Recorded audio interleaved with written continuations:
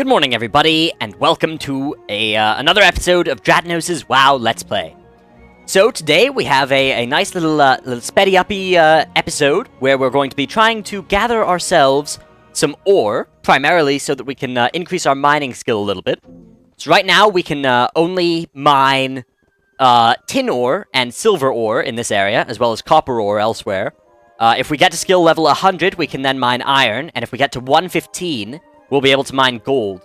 And the idea is we don't want to fall too far behind in the zone. We want to be able to get up to at least like the iron level, so that when we're in future, you know, just playing the game, we want to be able to always be able to mine any nodes that we find. And we weren't able to do that the last few episodes because there were iron deposits we found that we couldn't mine, which is very sad. So I'm just gonna go around in a circle, Arathi Highlands a few times, see if I can't find a little bit of ore. And I figured what I'd do this episode is talk to you a little bit about the lore of Arathi Highlands. There's an iron deposit that we can't mine, and see if we can maybe learn a little bit about it. So that you saw there, that was actually new in Cataclysm. That little tunnel back behind a bit, that connects Arathi Highlands to the hinterlands actually, which is a zone up to the north. The dwarfs actually built that during Cataclysm, which is the most recent expansion.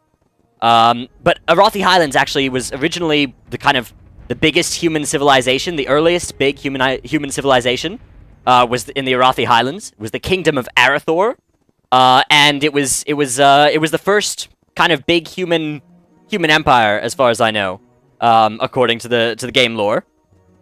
It was before the orcs actually were on this continent.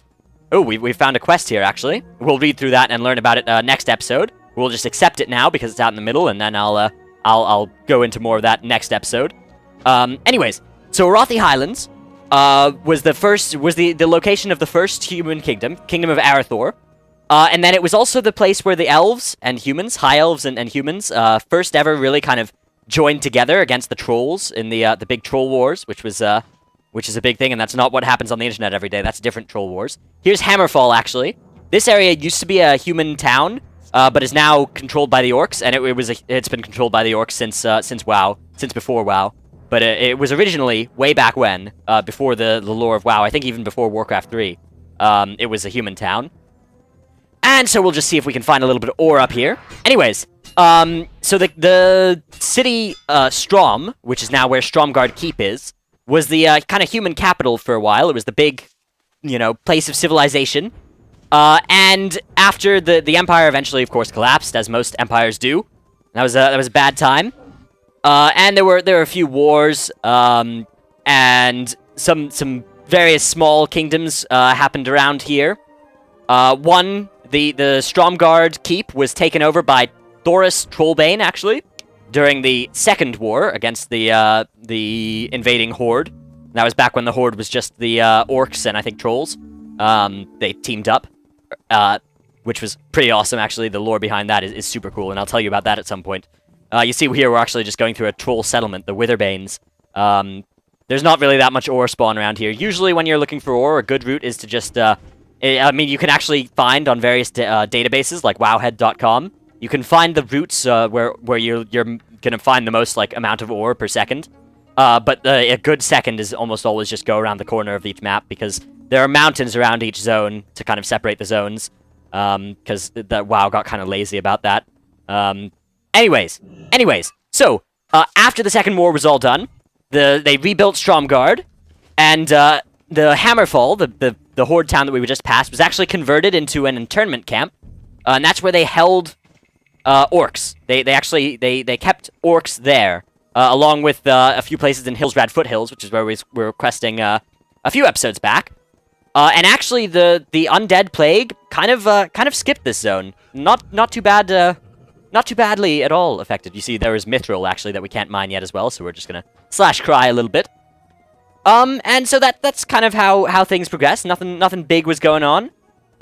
There was a little bit of fighting. The Syndicate faction and the ogres have always been a kind of big presence in this area.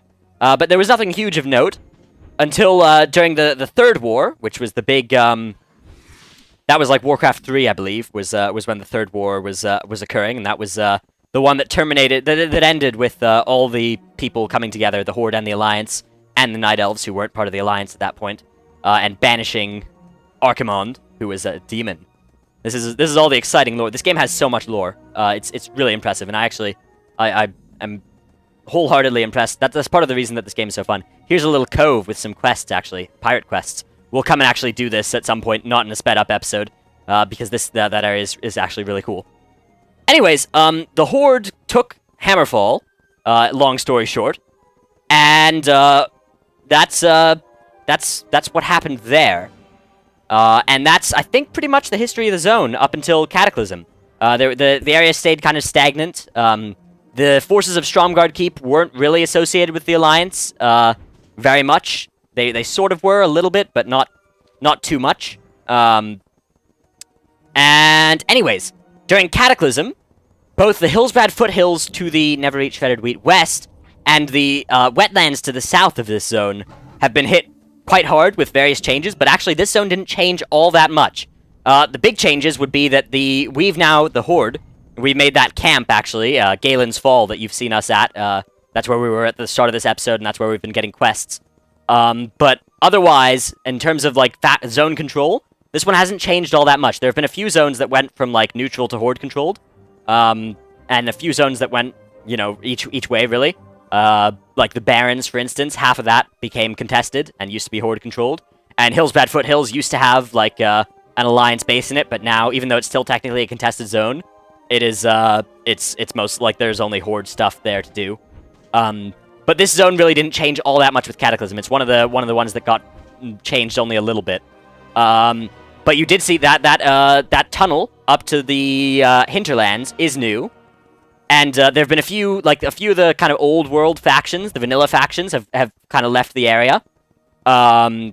The Dark Iron Dwarfs, for instance, used to have a base here by the bridge to the south that connects it to the wetlands, which is a dwarf low-level area. But that's kind of been abandoned. And that's pretty much all that's happened with the Arathi Highlands. It's one of the less current event zone, kind of more of a history zone. There's a lot of lore relating to early game here. You can see that the recording is gonna skip a few times here, as I have a few AFK moments around now, and actually right about now, I believe, yeah, now I'm in the resolution's just changed. Ignore that. I change it back shortly, but I accidentally started recording in 1080p here, which I'm actually gonna be recording in 1080p soon, but now we're back to 720p. But 1080p is not something that my computer can handle that easily right now. It would slow down the amount that I release content. Anyways, 720p. That's what we're going to be in for the next few weeks, and then hopefully in about a month or so, I can upgrade to 1080p for both videos and maybe streams, which would be awesome. Speaking of streams, actually over the summer, I think WoW streams are going to be a thing, and I'll try and do those probably once or twice a week if I can manage it, maybe more. That would be super awesome if we could get into that. That'll be nice.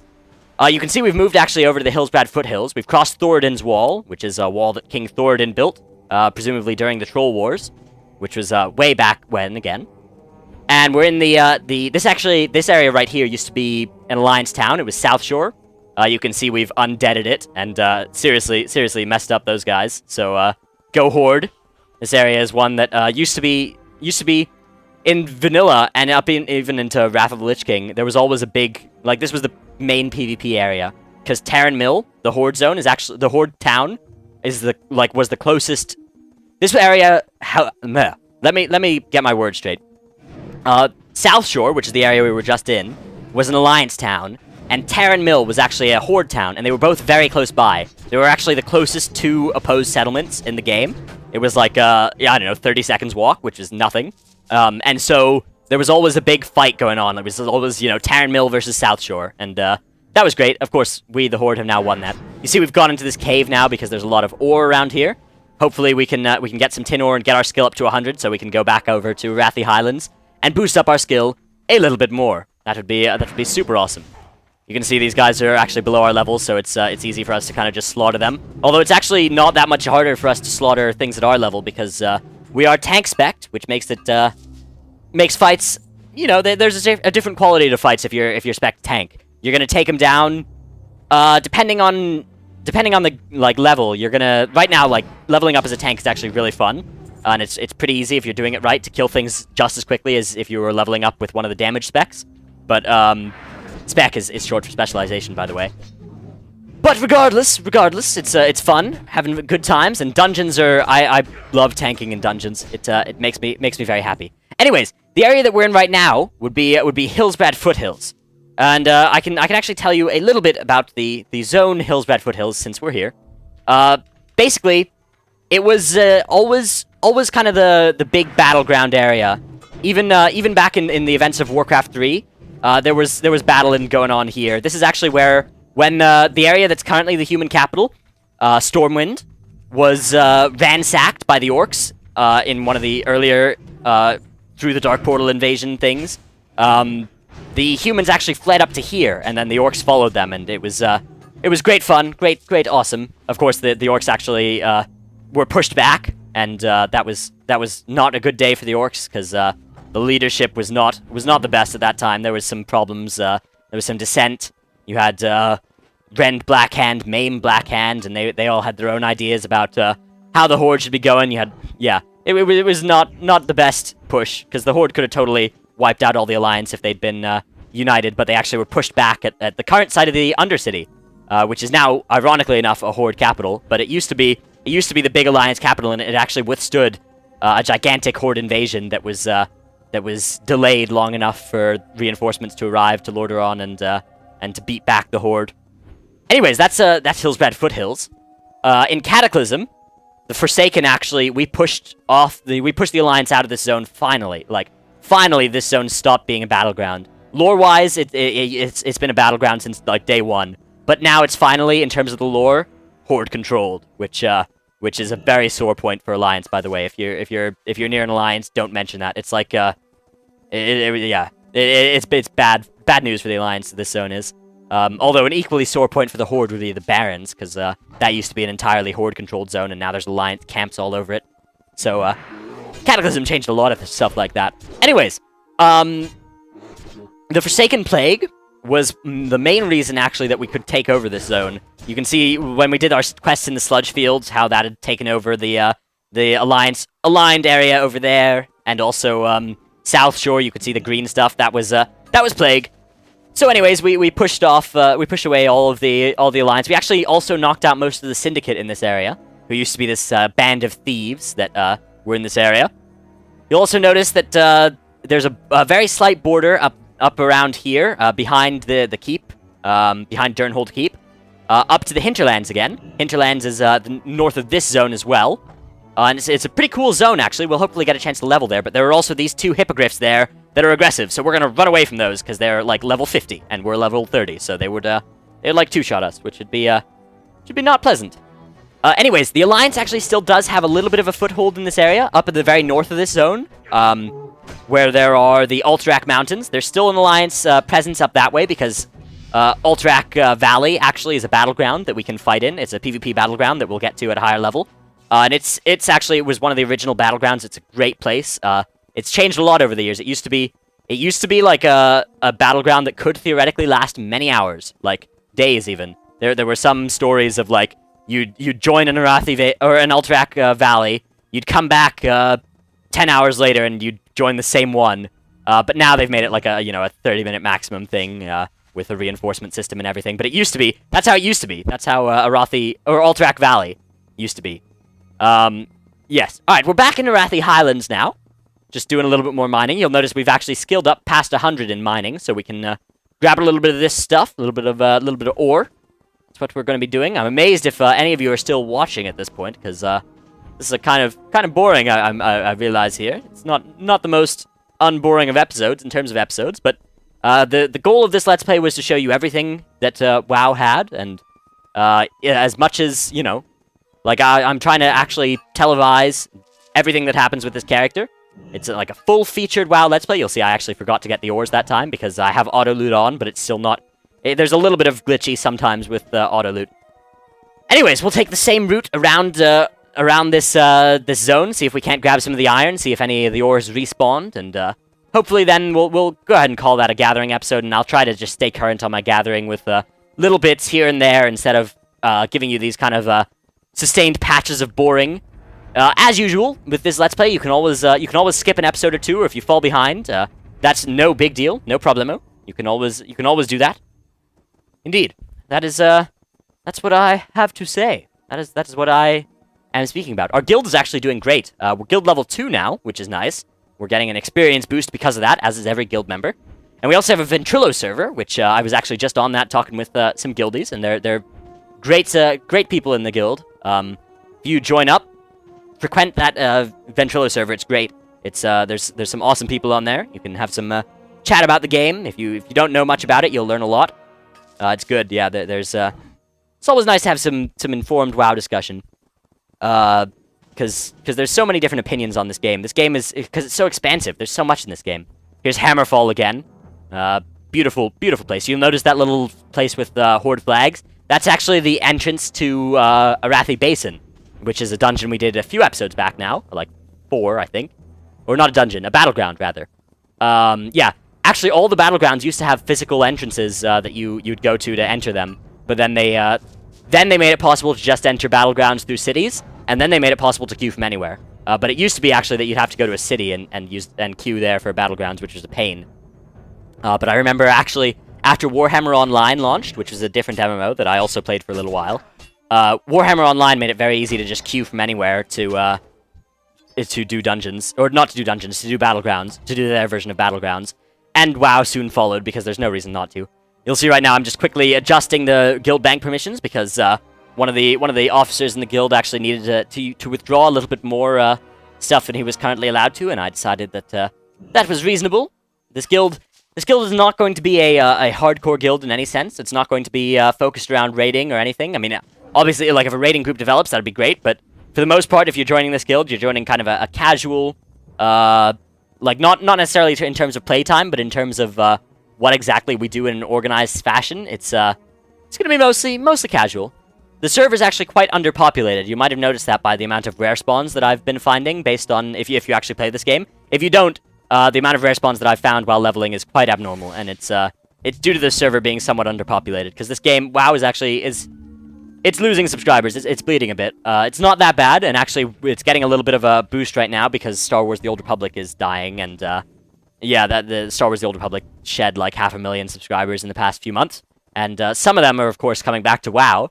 I guess technically me included, because I was subscribed to The Old Republic a while back, and I'm now in WoW again, so I guess that statistic technically includes me, because I did give The Old Republic a try. Wasn't a fan of that, though. In fact, my impression of The Old Republic was that the issue with it was that when you hit a button, it would take like half a second before it would actually register that you hit a button, and so it didn't feel very Twitch, because if there's one thing that WoW does well, it's that like when you hit a button, you get a response on the stream, or on the screen, like every time, even if it's an error message. Unless you like turn that off, when you hit a button, you instantly get feedback on the screen, and that makes it feel very fluid and alive. There's the mithril again that we can't mine. That's a sad face, but that's okay. We're at least at the iron level now, and hopefully we'll do our best to make sure that we're trying to do some quests near mountains and stuff, and we won't do too many dungeons until we can have a comfortable lead on our mining skill. Jewel crafting is less important. It's always much easier to catch up again with jewel crafting later, or with any kind of creation profession, because you can always just get some materials off the auction house or go and gather some yourself. But actually, to have like if we left our mining skill here now, then we'd miss out on so much ore as we level up. Which is why if you have a gathering profession, it's a good idea to just make sure that like spend 5 minutes or so making sure that it's always at your level, because otherwise you'll get way behind and you'll be sad because it'll cost you time later. And if you're interested, I mean, obviously, if you don't care, but there are actually benefits at the end game associated with having professions maxed out. So it's a good idea to, if you care about that, like you'll get a small statistic boost from each profession. And actually, usually the production professions give you better, or give you more flexible options. Like, for instance, mining will give you a boost to your stamina, whereas jewel crafting will let you pick where you give your boost to, as will blacksmithing and stuff like that. So it's worth considering that usually having a gathering profession is going to help you economically. It's going to make it... First off, it's free to have a gathering profession, and it'll actually make you money. Whereas all the production professions are going to cost you money as you level up. And they might start being profitable at the end game if you do it right, but as you level up, it'll cost you money. Especially if you have 2 production professions and no like money to support that, you're going to have a very bad time. But it's also worth making sure that you're set up for the end game. Right. Well, that's been a nice little episode of some rambling. I hope you haven't... in fact, if you've made it to this point, I salute you. And I'm sad. saddened that I've bored you. But I said that I'd show everything with this Let's Play, and I am showing everything with this Let's Play. So thank you everybody for watching. I'd appreciate it if you could comment, like, subscribe, favorite, all that nonsense. Goodbye.